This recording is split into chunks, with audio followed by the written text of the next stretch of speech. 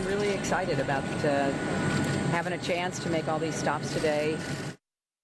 And she's making a whole lot of them today, and so is the Donald. Now, Hillary is making 2 stops in Pennsylvania, plus visiting Michigan and North Carolina. Trump is also visiting all 3 of those states, plus he's heading to Florida and New Hampshire.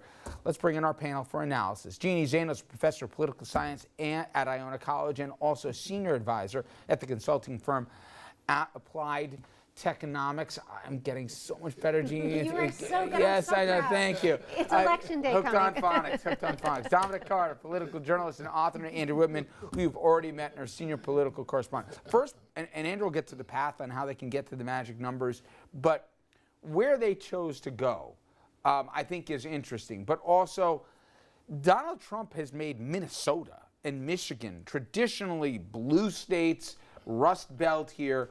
Is he going because he's got to find some other way, Jeannie, to get to the magic number? Or does he read that, especially with a white, blue-collar worker, this is his best chance to get there?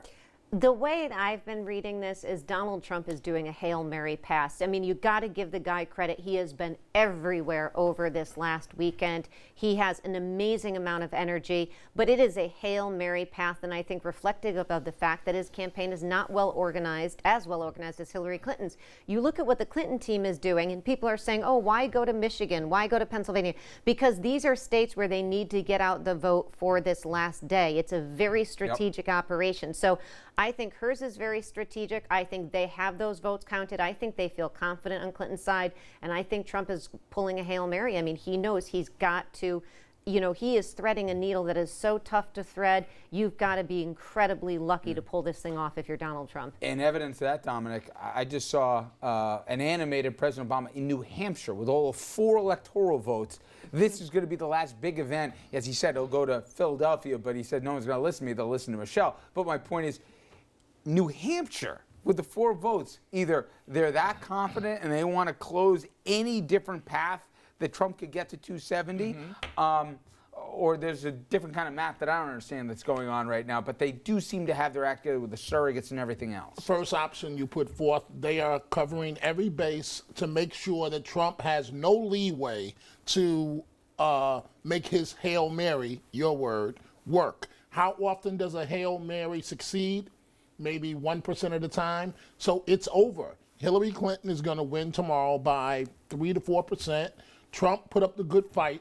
But I do have to admit, Richard, that I was amused today to see the President of the United States tell young people, don't fall for the okie doke. Don't be bamboozled. So the kids loved it, and it was a bit interesting to see Mr. Obama use those terms. And I want to talk about the Obamas a little bit later on the program, because without a doubt, the biggest, most influential surrogates that Hillary Clinton had in the 11th hour were the Obamas, and who'd have ever imagined we'd be having that conversation 8 years ago. But Andrew, give the pathways on how they get to 270, each of the candidates, and I think, as we're going to see in a minute, there's very few options to get there for Trump. He's got to run the table, right? He does, but there are options. There are multiple ways that he can do it. And for either Clinton or Trump to get to 270 electoral votes, they'll have to build on what either Barack Obama or Mitt Romney won in 2012. So let's start with Clinton and her so-called blue wall.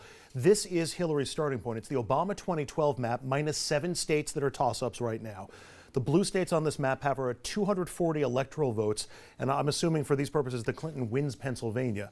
So how does she get from these 240 to 270?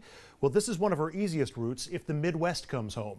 Give Michigan and Wisconsin to Clinton. She's 4 electoral votes shy of 270, and at that point, any remaining state in play, if it's New Hampshire, Colorado, Nevada, or any other competitive state, goes for Clinton. It puts her over the top. Path number 2 is Florida. A win there takes Clinton to 269, and any other state wins her the White House. Path number 3 might be the most plausible. Take those 240 we started with, add North Carolina, Colorado, and Nevada to the blue wall. She hits 270 on the nose and becomes the 45th president of the United States. As for Donald Trump, his path to 270 is harder to navigate, but there are still plenty of routes for him. Trump's baseline are the states that Mitt Romney won in 2012, which I'm showing in red. But those states only add up to 206 electoral votes, and Trump is very likely to outperform Romney's map.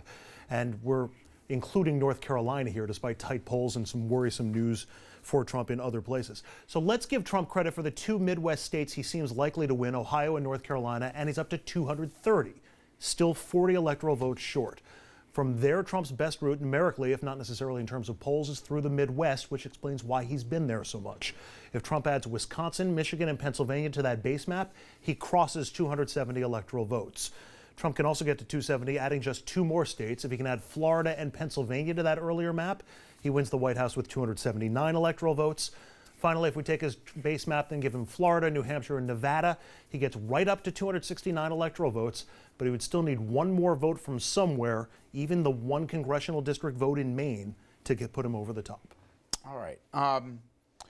One of the narratives that we talked about for so long, Jeannie, was the FBI relating with the emails, stunning everybody what Comey did just a few weeks ago, and then a reversal this weekend. Do you think it even mattered, or do you think people's opinions were so baked in, the decision that this doesn't change anything, so to speak, here, no indictment, move ahead, nothing to see, nothing to look for here? Will it change a vote? I don't think it's going to change much at the top of the ticket. I think, if anything, at the most, it's 1 or 2 percentage points in Trump's favor. I think where it does matter may be giving a lifeline to Republicans at the bottom of the ticket or the lower ballot. They had a lifeline in these last few days to make the case, particularly that if Hillary Clinton is going to win, and polls still show she probably will, as Dominic indicated, that it does make sense for them to vote Republican for the Senate and Republican for the House to make sure that there's a counterbalance there. Historically, does that work, though, splitting tickets? Or do voters, for the most part, just go party line? I don't think, when we used to have the party line, which I loved, it was easier to do when you could just, pull the lever for the party. You can't do that anymore. So I miss that personally. But I do think that some voters do vote strategically. So I think that is an option. Does it happen across the board? No, absolutely not. But I do think if you're talking about where the Comey thing mattered the most, I think it's going to be in the down ballot races. But does the second announcement at all work in Hillary's favor? Obviously, the first announcement hurt her and helped Trump and helped other Because every Republicans. headline today, to Andrew's point, said, now you tell us, or whatever else. It made it sound like, like she was saying all along here, there's nothing to it. Now, again, some people aren't going to believe that no matter what the FBI says, but does it help her in the 11th hour? I don't. I mean, it's better than him not saying it for her, right? I mean, than letting it hang. It's better that he said it and they were able to put it to rest. But I have to say, I don't think in the end it matters much at the top of the ticket. I think people's ideas about the email scandal were baked in a long time ago. Trump may have picked up 1 or 2 percentage points, is what most pollsters have indicated, if that. And I think that's probably stretching it a little bit.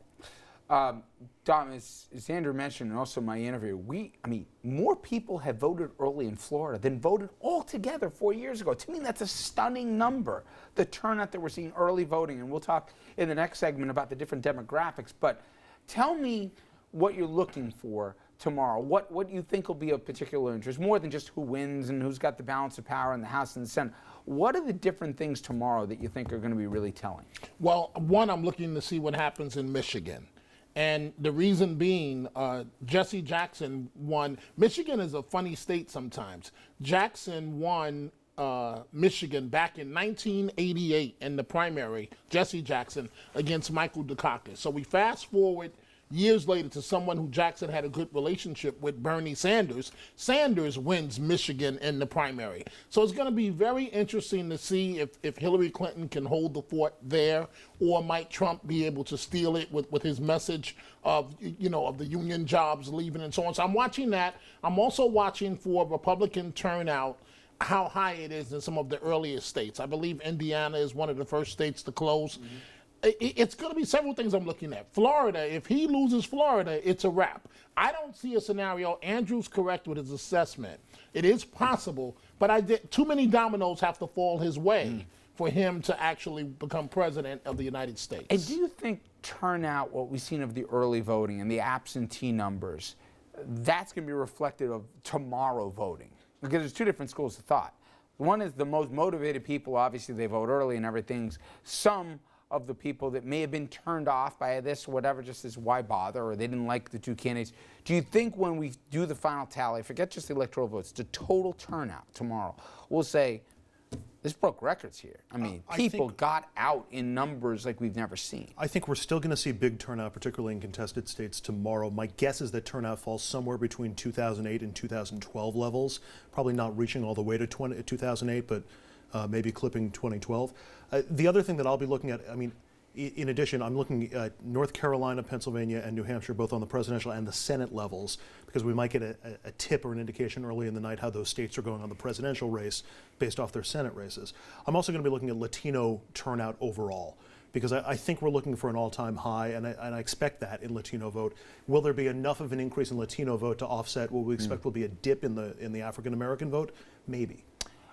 I don't know what happens. Obviously, not if we did, we'd make some nice money. The only thing I find it shocking was if you look at the surrogates that went out there in the last week or so for the candidates, even before that, obviously you had both of the Obamas. You had Bill Clinton, obviously, you had Joe Biden, you had Kane. But you also had today Bon Jovi and Bruce Springsteen and huge names from the entertainment scene, the Beyoncés, the LeBron James, I mean, regardless of whatever demo you do, Trump was, by his own admission, by himself. Sure, Pence went out there and did a few events, and some of the Trump clan also went out, but none of the Republican establishment, and you gotta believe from their own internal numbers, if they saw him as popular, they'd want to have him come around right now. I don't know what that says, but I thought it was stunning just how a party and its candidate weren't just at odds with each other. They were completely separate from one another in the 11th hour of a presidential campaign, of which their futures are intertwined. But he's been running against the Republican establishment as much as he's been running But the against Hillary candidates who Clinton. still stuck with him, Andrew, I didn't see any joint events whatsoever, which to me, I haven't seen before. Anyway, coming up next, how some of Trump's most inflammatory comments could be coming back to bite him. I want you to think for a second, what if he didn't make enemies of the Latino electorate? Well, millions of votes are already in, and they're showing a pattern that's going to make the Trump camp nervous. We'll explain after this.